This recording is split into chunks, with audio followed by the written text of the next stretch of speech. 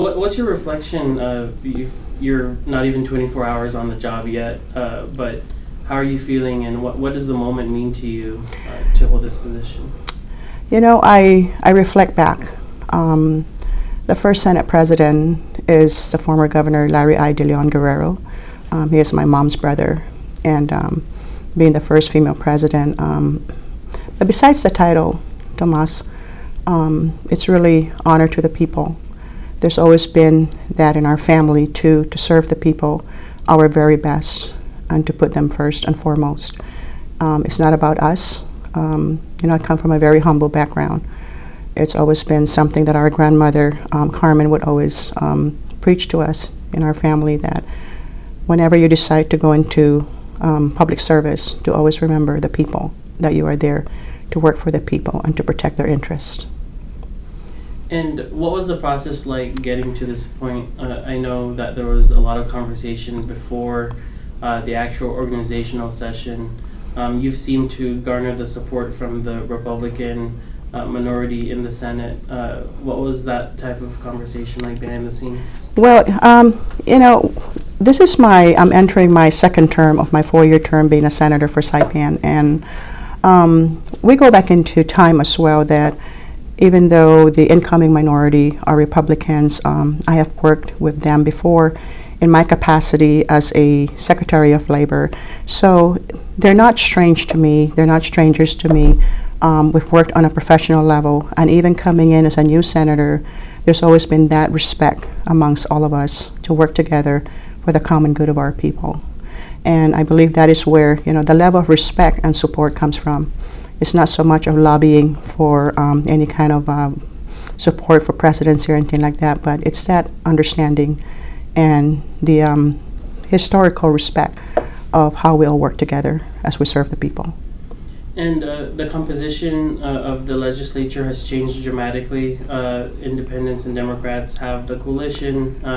Right. What do you foresee the dynamic being like moving forward? How are you going to work across party lines as the new president? I think it's quite clear. I had the opportunity last night to sit down and review both of the recordings of both sessions as they took their inaugural seats. And it's very encouraging, actually. A lot of them spoke about working for the people and doing what is right for the people. And I truly believe that I'm very confident as well across all party affiliations that everybody is on the right track. This is a new beginning, that we can no longer bring into the legislative halls political factions while we address the people's interests. We need to put that aside. Politics is over. This is now working together to get ourselves out of this financial dilemma. And working with the governor, you are a supporter of the current administration on the campaign trail. How do you envision the relationship with the administration to be like, especially given his big goal to open up the financial books? Absolutely. I come from the background of financials, and insurance and banking is my thing. I get excited when I heard the Governor Palacios mention that about opening up the books. I believe that's very important. We need to know exactly where we stand financially, and we're not just talking about local monies. We're talking about federal monies as well. I'm a believer that we need to look at it holistically of where exactly all the monies are at, the deposits for all the CNMI government, all the other investments that we may be holding in different accounts. There's numerous times when we receive information from the Secretary of Finance, it would list down fund accounts. There's so many fund accounts that, to me, whoever's leading that particular office, who's going to be the next Secretary of Finance, we need to have more transparent reporting of exactly what are these monies for, what are they paying for, and where are they being kept at. In order for us to move forward, we need to understand exactly where we stand financially. We can talk, Thomas, about all the initiatives we want to do, economically speaking, but at the end of the day, it takes money to make things happen. And in order for us to move forward, in order for us to bring security and comfort to our people, we need to understand where we stand financially. And you were part of the Senate, the past legislature, and you literally saw fights on the floor. Yes, I did. And we saw this friction between the Senate and House, as if, I believe even one senator said, stay in the House. You're a member of the House. Stop coming here to give public comments. So how do you envision working with the House and the Speaker for things even as simple, as basic as the budget? I don't foresee any problems really. I've worked with numerous people throughout my life, different personalities. We have to learn to work together professionally. We don't have to get personal about things. At the end of the day, like I said in my speech, we ask ourselves, who are we here for? And what are we here for? We can't lose sight of that. If we lose sight of that, then we cannot be focused. We have to set aside our emotions. We can't get personal. We have to roll up our sleeves and get to work and address the serious issues that are facing our Commonwealth and its people. Our people are depending on us. This is their office. This is their seat. They voted us in to represent them. We are not representing ourselves. We are here to speak for the people. We are here to do the work of the people. We have garnered their trust, and that is very honorable, and we shall not let them down. And I wanted to talk about a part of your speech yesterday where you said the journey at times felt alone. What did you mean by that? I'm curious why. Being a minority, there are times when I'm alone, and as I come through ideas and initiatives that I want to implement, legislations that I want to introduce, I spend a lot of time reading, researching, thinking, even globally looking at different areas of the world, different industries, bringing in my experience throughout my lifetime. And I sit down and I think about all of these things, and that's how I come about legislations that I want to introduce.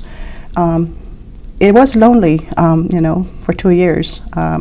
There's, people, different senators have different way of working, and for myself, I'm a person that I like to come in the office practically every day, and I sit down and work. I review historical legislations. I, review messages or get calls from people that would like to see certain changes in legislations. And before I do any of that, I'll research. I'll have conversations with counsel, and that will formulate my idea of what exactly it is that I would like to legislate. Yeah. And so, what are some of the big ideas or initiatives you want to?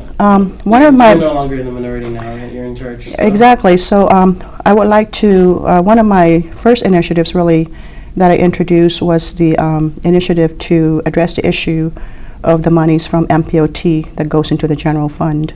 That did not go anywhere, and I do have plans to reintroduce that initiative so that we can move forward with that and put it out for vote for the people, and in the interest of the NMDs that are rightfully the owners of those monies that are being invested by the Marianas Public Land Trust.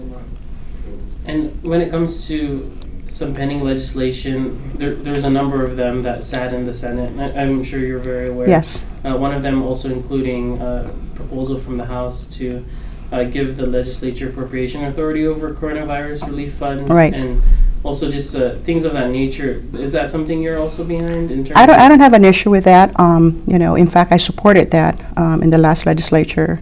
Yes, it did not go anywhere, and so this is the opportunity to revisit on that particular legislation.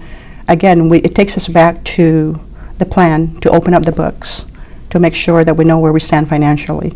And there's a lot of talk out there about ARPA money being depleted. And that is more so now. We need to align that also with proper legislation so that we can get our books in order.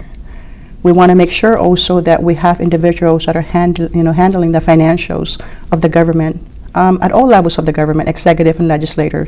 They have the Ways and Means Committee from both sides of the houses. Again, holding those positions is just a title as far as I'm concerned, but the analytics of financials, the in-depth review of financials is very important. I do not care for just a surface talk of just merely local revenue sources. I'm of a person on looking again, holistically, of all the monies that are coming in into the Commonwealth, including all of those federal monies that are funding infrastructure projects, all of those monies on federal grants that are also allowable for, let's say, administrative cost for certain operations of the government. We need to look at all of those numbers so that we know exactly what areas of financials can certain federal monies, address the issues of local needs, so that would free up local money without supplanting on federal funds. Every lawmaker I've spoken with in this campaign season has mentioned that revitalizing the tourism industry is a priority, diversifying the economy. These are talking points we hear every year. Right. Just your view as the head of the Senate now, what can be done in the legislature to truly revitalize tourism, diversify the economy? Are those things that can really happen from a senator's desk? I truly believe so, and this is why I spoke yesterday during my inaugural speech, that we need to work. Standing committees are there to work. Standing committee chairs and members, we need to make sure that they work and they look at all sources of industries, initiatives across the world, something that is doable here. Additionally, there's many studies that have been done for the Commonwealth, recommendations and initiatives for economic development. It is not improper to go back and revisit those ideas and even to strike conversations with professionals in the industries. For example, casinos, tourism, in the airline industry, public transportation, communications, everything that goes into this whole economic development, the growth of an economy. Those are all part of the conversations, and I look forward to working committees here in the Senate. I made it clear yesterday during my speech that this is going to be a new beginning, and every chair, I am very confident, that will be spearheading the Senate committees, will be rolling up their sleeves, and will be, working very hard. And have those committee assignments been finalized? Yes, they have been organized, right.